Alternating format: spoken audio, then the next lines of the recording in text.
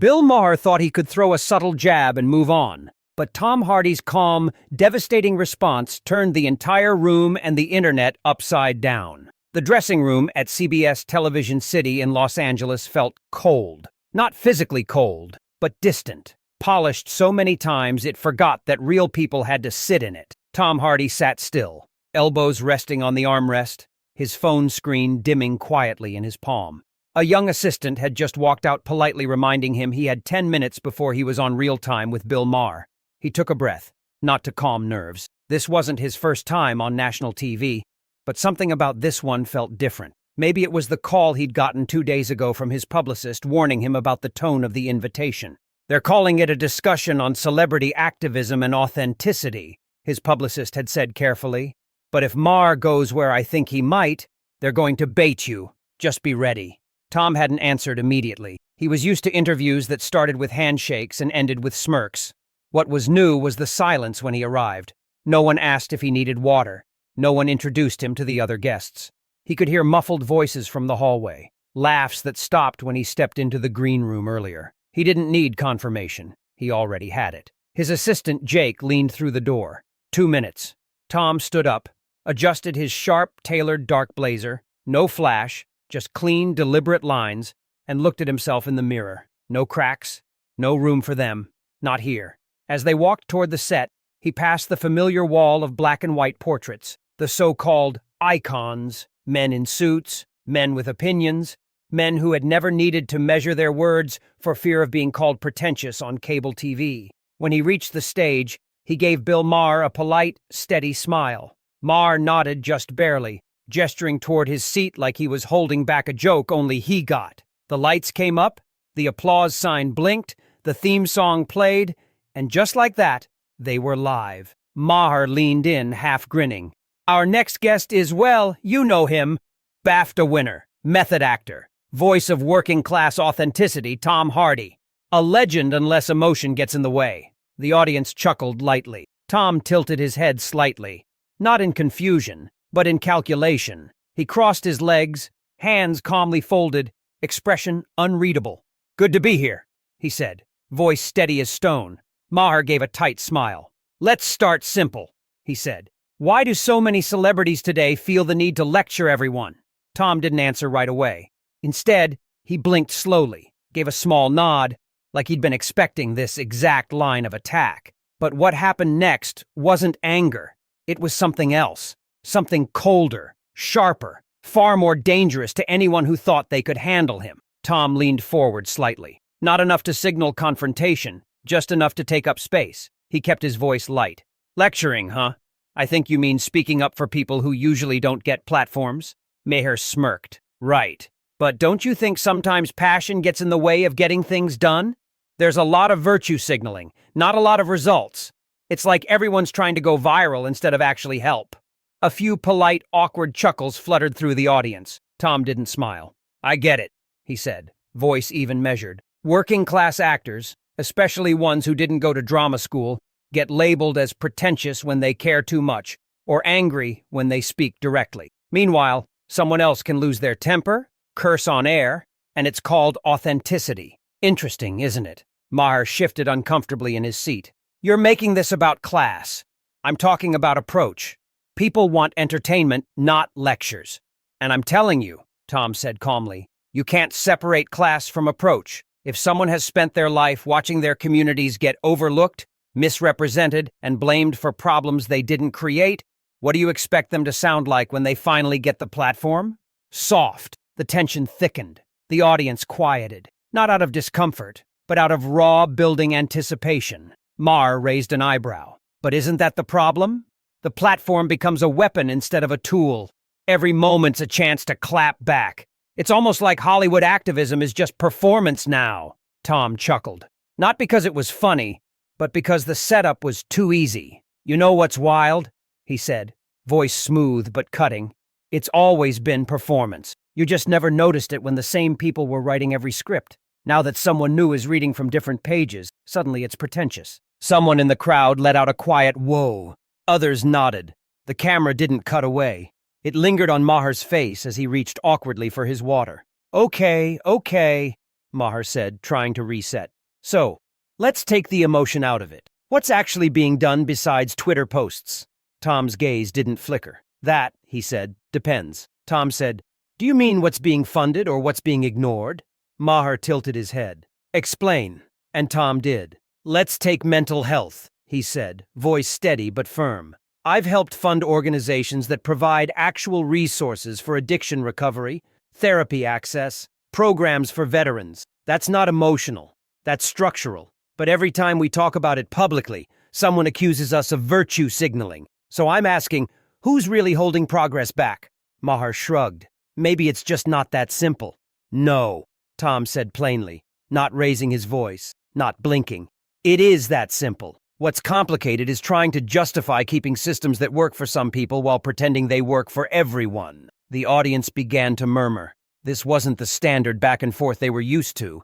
No punchlines, no forced laughs, just two people circling something deeper, and only one of them looked comfortable in it. Maher crossed one leg over the other, giving a tight, measured smile. Sounds like a good soundbite. Tom didn't blink. Maybe, he said smoothly. Or maybe it just sounds different because I didn't need to raise my voice to make the point. But Maher wasn't finished, and Tom knew it. What came next wasn't a question. It was a swing. Maher leaned back in his chair, the smile slipping into something colder, more calculated. His fingers tapped the armrest once, then again. Well, he said slowly, you talk a lot about how hard it is for people like you. But isn't part of being a public figure being able to take criticism without calling it classism?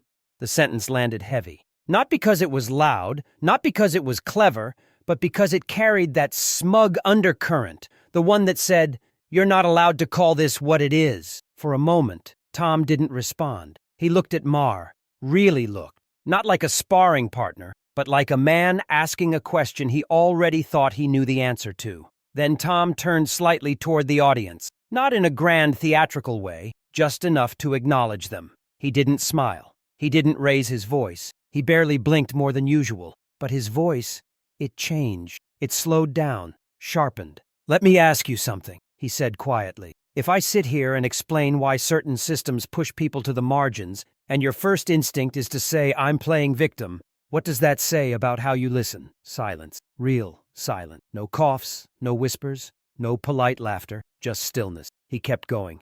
I'm not oppressed because someone disagrees with me. I'm pointing out a pattern. And the moment I name that pattern, suddenly the conversation shifts to whether I'm being too sensitive, not whether the pattern exists. He paused just long enough. That's not debate. That's deflection. The camera cut to Maher. His expression faltered. Not much. Just a flicker. But enough. That small sliver of time where someone realizes they might not be as in control of the narrative as they thought. Tom stayed steady. And let's be real, he continued, voice unwavering. You've built a career saying the uncomfortable thing. You pride yourself on pushing back against the mainstream. But when a working-class actor does the same thing, when he challenges you directly, you don't call it brave. You call it pretentious. A woman in the audience clapped, then another, then half the room. Maher lifted his hand, trying to wave them down with a smirk that didn't quite land. All right, he said. Let's keep it civil. Tom turned back to him, calm, poised, utterly composed. I am being civil. I'm just not being small. That line cracked the air. It wasn't delivered with fire. It didn't need it. That's what made it hit harder. It was the truth behind it. The years packed into that one sentence. The restraint, the sharpness. It wasn't just a response. It was a correction, a boundary freshly drawn. Even Maher couldn't spin that one. For a beat, he sat back and let out a short breath, part scoff, part surrender. He tried to recover, reaching for his notes, but his hands moved just a little faster than before, like he'd lost rhythm. And the crowd knew it. Not because they were on Tom's side, but because for once the story in front of them wasn't being filtered through sarcasm or spectacle. It was two worlds clashing, and the quieter one was winning. Tom didn't push further. He didn't need to. He sat back, adjusted his blazer slightly, and waited for the next question. But the real shift wasn't what he said. It was what happened next. When the show ended and the world started talking, the credits had barely finished rolling when Jake rushed into the dressing room wide-eyed with Tom's phone in hand. "You're trending," Jake said breathlessly. Tom raised an eyebrow as he peeled off his microphone. Already #2 on X and climbing, Jake said. Tom took the phone. Mentions were flooding in. Screenshots, clips, just 15-second loops of that one moment. I'm just not being small. It was everywhere. Edited into GIFs, memes, overlaid with dramatic music, typed out in white, bold font under the words, "Say that again." Tom exhaled through his nose, slow and steady. "They're going to twist it," he said. "They already are," Jake replied. "But you should see the comments. People are eating it up." It blew up, and not just on entertainment Twitter. It was everywhere. The producers didn't come in to say goodbye. There was no post-show handshake, no follow-up thanks, just the usual assistant with a quick, "You're clear," before walking away. That was fine. Tom wasn't looking for a post-mortem anyway. On the drive back to the hotel, his inbox lit up. Messages from friends, journalists, fellow actors, activists, people from back home in East London. Some were proud, some were in awe. Others just texted one word: "Damn." His mum's text stood out the most. "You were raised right. That man thought he had you figured out. He didn't." But the praise wasn't the only thing buzzing. By the time they reached the hotel elevator, a headline had already gone live. Tom Hardy clashes with Bill Maher in on-air showdown. Tom stared at it, shook his head once, then handed the phone back to Jake. "Clashes?" he muttered. "Every time a working-class actor sets a boundary, it's called a fight." Jake didn't say anything. He just pressed the elevator button and looked down at the floor. Upstairs, Tom finally kicked off his shoes. The quiet of the hotel room felt heavy, but not unfamiliar. He flipped on the muted news only to see his own face on the screen talking without sound. A panel of talking heads debated whether he'd gone too far. One said, "This is why celebrities lose credibility. They alienate people with tone." Another countered, "He didn't raise his voice once. He was surgical." Tom didn't listen long. He muted the screen completely, sat down, rubbed the back of his neck, and reached for the remote. Just as he was about to power the TV off, his phone vibrated again.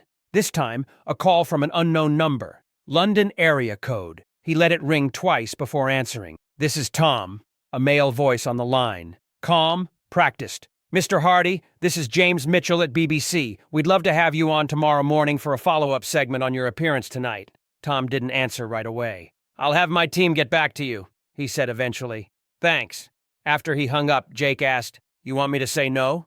Tom leaned back in the chair, looking out at the darkened city skyline. "I want you to say, 'We'll think about it,' because that was the truth." He didn't need to rush into another mic, another headline, another table full of people waiting to misread him on purpose. He wasn't running from it. He just refused to be reduced to a moment. Not when he was trying to build something meaningful.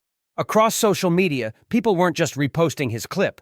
They were connecting to it. Some shared stories about workplaces where they'd been told to tone it down, talk less, not take things so personally. Others wrote about raising their sons and daughters to speak up without apology. It wasn't just about celebrity activism anymore. It was personal. Tom scrolled through a few more posts. Some anonymous, some not. One stood out. A selfie of a drama student from Manchester, holding up a sticky note with Tom's quote written in black Sharpie, "I'm not being small." But the wave that was building around him didn't stop at applause. By morning, the backlash was coming, and it was louder than ever. By 7 a.m., the headlines had multiplied. The word clapback was in half of them. Fierce exchange. Tom Hardy torches Bill Maher. The usual flair of digital sensationalism. But underneath all the noise was something more telling. The split. Entertainment shows picked it up. Morning radio shows debated it. Podcasts rushed out emergency episodes. Some called him brave, others pretentious. One conservative commentator even compared him to a rebel in a tuxedo, as if that was supposed to be an insult. Back in London at his own kitchen counter, the smell of reheated tea filling the room, Tom sat quietly as the news droned on in the background. He hadn't slept much, not because he was anxious, but because he knew exactly what the next 48 hours would bring. Jake sat across from him, eyes glued to his laptop. "There's at least 20 new interview requests," Jake said. "BBC, Sky News, independent outlets. Even that bloke from Good Morning Britain wants you." "Skip him," Tom said without hesitation. "I already did," Jake replied. Tom looked out the window. The sun was beginning to push through the clouds, throwing faint light across the rooftops. It was quiet here, real quiet. "Do they want to talk substance?" he asked. Jake hesitated. Mostly, they want a reaction. Of course they do, Tom muttered. It wasn't that he didn't understand media. He did, probably too well. It just bothered him that a single moment, one that came after a string of interruptions, deflections, and subtle dismissals, was now being distilled down to a viral clip. That afternoon, a representative from a major studio called his agent, said he respected the spirit of Tom's words, but warned him that the press doesn't always treat these moments kindly. Translation: you made them uncomfortable. Don't do it again. But Tom wasn't flinching. He had known the risk before he walked into that studio. What he hadn't expected was the way some of his own colleagues would respond. A veteran actor, someone Tom once respected, posted something vague about professionalism and unity without naming names. Everyone knew who that actor's vague post was aimed at. A few industry pundits called for more restraint on both sides, as if speaking plainly was somehow equivalent to being dismissive on national television. But Tom Hardy didn't fire back. He didn't quote tweet. He didn't go live on Instagram. He stayed quiet on purpose. Instead, he met with his team. He made a few phone calls to grassroots organizations he trusted. He spoke over Zoom to a group of young actors from drama programs in underserved communities. He thanked them when one young man said, "I felt seen." That was the part nobody put in the headlines. No one talked about how much restraint it took not to shout, not to cut someone off, to sit there measured and push back without ever raising your voice. People didn't realize sometimes not reacting takes more strength than going off. Still, it bothered him how quickly people wanted to reduce the moment to a meme, a savage comeback instead of what it actually was, a deliberate act of self-respect. Later that evening, Tom found himself sitting alone at his desk. The laptop screen glowed dimly, lighting up the room. Emails, statements, interview requests. It could wait. He opened his journal, just a black leather notebook worn around the edges, and wrote 5 words. Not loud, just clear enough. Then he closed the book. He wasn't chasing cameras. He wasn't seeking applause. But he also wasn't about to sit quietly while someone else decided how he was supposed to show up. The weight of that choice, the line he drew, would follow him long after the trending hashtags faded. A week passed. The internet moved on to a celebrity divorce, a leaked video, another political scandal brewing somewhere else. Clips of Tom's appearance still floated around, shared quietly, usually with captions like, "This is how you do it." The noise thinned. Tom didn't mind. He didn't crave noise. What stuck with him were the conversations that happened after. The real ones, like the woman from his hometown, mid-50s, worked admin at a local theater who pulled him aside at a community event and whispered, "I've sat in meetings where posh blokes spoke over me for years. You said the thing I never could." She smiled, but there was sadness behind it. "I just wish I'd said it sooner." Or the retired teacher from a nearby borough who left a voicemail at Tom's office. "I didn't agree with everything you said, but I respected how you carried yourself. That's how grown folks should talk. Keep speaking plain." It was these moments, these pieces of quiet honesty that grounded Tom more than any viral headline ever could. But they also reminded him why what happened on that stage mattered. It wasn't about clapping back. It wasn't about winning an argument. It was about setting a standard. There's a pressure that comes with being in Tom's position, not just as a public figure, but as a working-class actor in rooms where decisions are made before you even open your mouth and judged harder once you do. People like to say, just focus on the craft. But when your very background is treated like a distraction, neutrality becomes a luxury you can't afford. He thought about that when he spoke to a group of drama students visiting from regional colleges. They sat around a long conference table, notebooks open, eyes wide. One young man asked, "How do you decide when to speak up and when to stay quiet?" Tom leaned back in his chair. "You don't wait for the moment to feel safe," he said. "You speak when the silence feels heavier than the risk." They scribbled it down. Another student asked, "How do you not get angry when people talk down to you?" Tom smiled gently. "I do get angry," he said. "But I learned that anger doesn't have to be loud to be real. You don't always need volume to hold power." That wasn't something he read in a book. That was earned from rooms where his accent was dissected more than his ideas, from moments when he wanted to explode but chose not to, not out of fear, but out of purpose.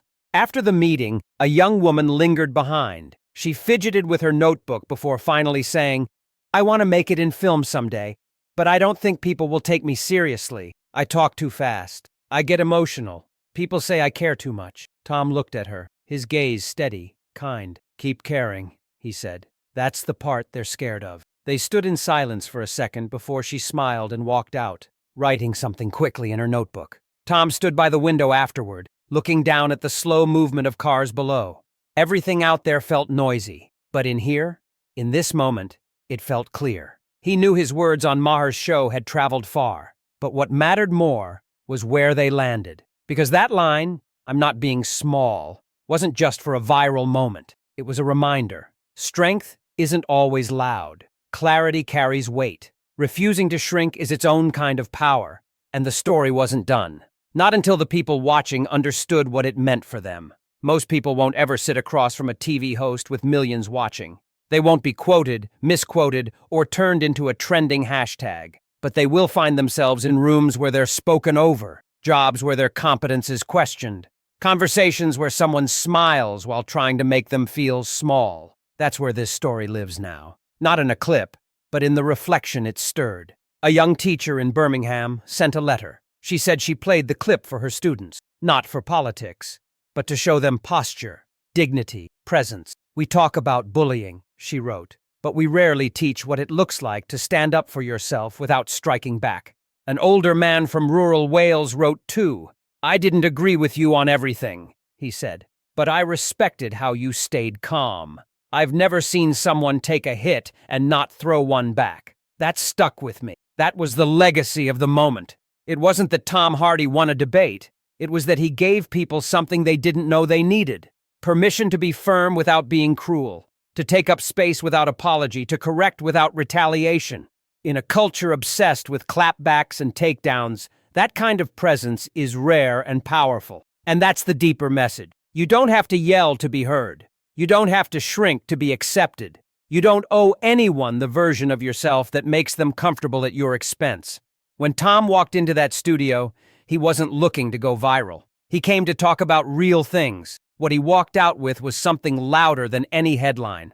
A blueprint for every person ever told they're too much. For every young person told they're too emotional. For every working-class voice told to tone it down when all they did was speak clearly. This story is a reminder. You don't need permission to be whole. You don't need applause to be right. And you don't need to change your tone just to fit someone else's comfort zone. So, if you're wondering how this connects to you, ask yourself, where have you made yourself smaller just to survive a room? Where have you stayed quiet, not because you were wrong, but because you feared the label?